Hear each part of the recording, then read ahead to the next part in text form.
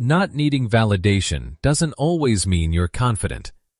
Sometimes it means you learned very early that relying on people emotionally was unsafe. And if praise has always felt strangely empty to you, there is usually a reason deeper than independence.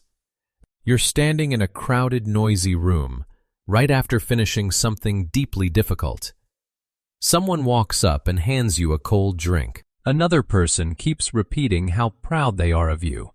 You smile automatically, nod twice, but instead of holding eye contact too long, you automatically look down at the condensation sliding across the glass. Everyone around you seems more emotionally affected by your achievement than you are.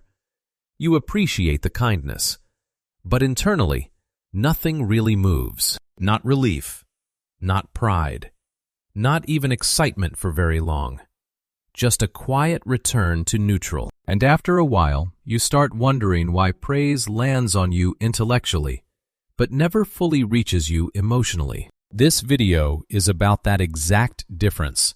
Not confidence, not arrogance. The deeper thing underneath it. If you've ever felt strangely untouched by approval, stay with this carefully. Because most people think emotional independence looks like strength from the outside. They rarely see what built it. Applause fills the room, and every eye turns toward you. Wide smiles surround you, and a coworker steps up, giving your shoulder a proud, firm squeeze. Smile back, nodding and saying thank you out of pure instinct, but your eyes automatically drift downward, staring intently at the condensation melting down the side of your glass. If someone just praised the hard work you poured in for months, but right in that moment, you notice something strange. Everyone else in the room seems more excited and moved than you are. Your mind registers the compliment like a dry notification popping up on a screen. You understand the meaning of their words, but they do not touch anything inside. A long time ago, your brain stopped treating praise as emotional safety. You learned how to perform gratitude flawlessly, without actually feeling changed. Nothing moves. Suddenness makes every achievement feel strangely weightless the second the party ends. Walking alone to a car in a quiet, dim-lit parking lot. You get into the driver's seat. The silence rushes back, and the only question: you rarely feel full after a major success. And this quiet disconnect does not just happen during the big milestones of life. Looking out the car window at the city lights moving past. The signs that you are avoiding praise are usually very small. Most people around you will never even notice them. You receive a warm, compliment-filled message from someone close to you, and you read it once before immediately locking your phone screen. You never open that encouraging text ever again, as if holding on to it is a luxury you cannot afford. When someone directly expresses admiration for you, you abruptly break the emotional momentum by actively avoiding their eye contact. You instantly shift to a less serious topic to relieve the heavy pressure in the air. You reply too fast to criticism, but too slowly to praise. This behavior happens because your nervous system always treats emotional dependence with maximum caution.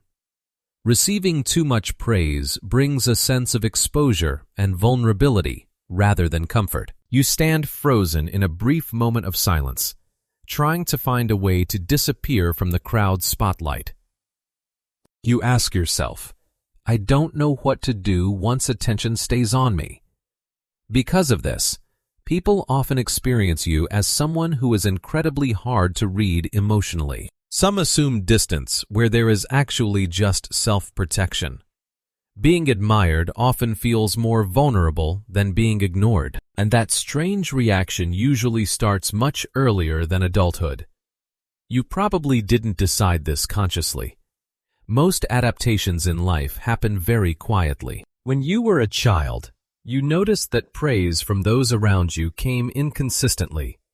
Warmth and affection from adults changed abruptly based on your test scores or performance. Someone who sounded warm and loving one day could be completely absent and emotionally distant the next. You still vividly remember the biting cold of the floor as you stood behind the door, listening to their heavy footsteps change with every mood. A child's mind back then had to face a massive contradiction. You desperately craved approval, yet you deeply feared the uncertainty it brought. Some children became louder to get attention. You became harder to move. Your brain adapted by building internal stability instead of waiting for emotional support from the outside. Validating yourself became much safer than depending on someone else's unpredictable warmth. The only thought running through your mind back then was, if I depend on this, I can lose it. Now, as an adult, you trust your own judgment more than emotional reassurance from others. You keep your guard up, even when the people around you genuinely care and want to support you. Independence sometimes begins as emotional damage control.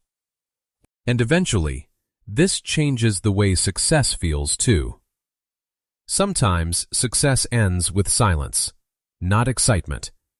You just finished a deeply difficult, high-stakes project.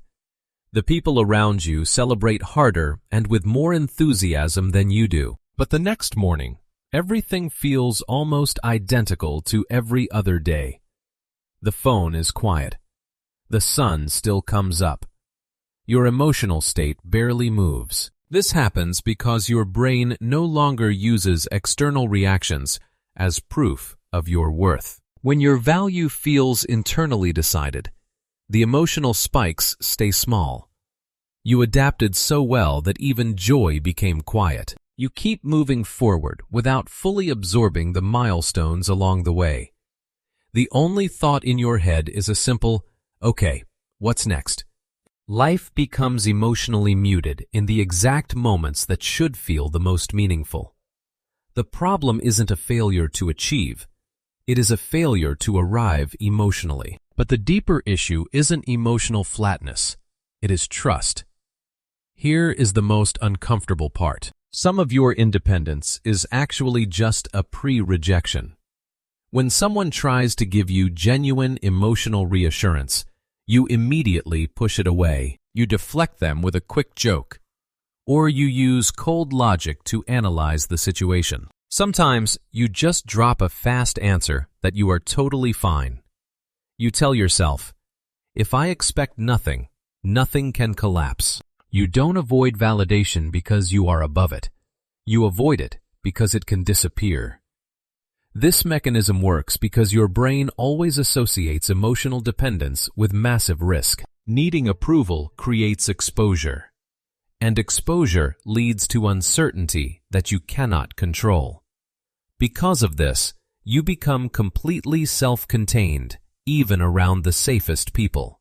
The quiet connections between you and them weaken without a sound. Do you realize that you might be confusing true strength with deep fear? Not needing people can become the only way you survive people. But emotional shutdown and true groundedness are not the same thing. There is a massive difference between stability and emotional withdrawal. They only look similar from the outside. When someone gives you a sincere compliment, you no longer shrink away instinctively or look for a way to push it away. You choose to stay present in that moment long enough to truly receive it. Real security inside your soul is not emotional numbness at all. It is flexibility. Without this balance, your strong self-sufficiency slowly turns into a cold isolation. You begin to wonder, maybe being unaffected isn't always strength. Calmness and distance are not identical. Some people stop needing reassurance. Others stop believing reassurance. The people around you can feel that difference immediately. Your inner world deserves to be warmed. You don't always have to build walls. It's time to put your weapons down. Let yourself be seen. People trust you for reasons they rarely explain out loud. When you say something true during a meeting, you do it without checking the room first to see how people react. You don't exaggerate your reactions or force a fake smile just to fit into a social group. Having less dependency on approval drastically reduces your performative behavior. Because of this, the people around you often feel that you are deeply honest emotionally. Your main thought is simple: I'd rather be real than liked. You're easier to trust, harder to reach. This honesty gives you a natural presence. But the truth is, authenticity without openness still leaves a massive distance in the room. Your directness makes others feel safe, but it doesn't automatically pull them closer to you. You still stand there like a solid island in the middle of the ocean, with no pathway for smaller boats to land. You realize you can speak the absolute truth while still keeping your deepest emotions locked away. And maybe that is what you're finally starting to notice. The strangest part usually comes later, when you're alone again. The room slowly empties after the loud celebration. The chairs scrape against the floor, making a dry, cold sound before fading into silence. You finally exhale a deep breath when nobody is looking at you anymore. Your self-worth survives perfectly without any applause. But surviving is not always the same as feeling connected. Freedom can become isolation if nobody gets close enough to touch you. Too much self-containment can quietly turn your life into observation instead of participation. You stand on the edge of your own life, watching things pass by like a distant movie. A quiet thought crosses your mind. Maybe I learned self-protection so well that I stopped being reachable. You were never cold. You were careful. That caution protected you in the past, but now it keeps you in loneliness. And that is everything you need to know about the silence behind the spotlight. Maybe the goal was never to become someone who needed nothing from people. Maybe the goal was simply to stop feeling emotionally controlled by them.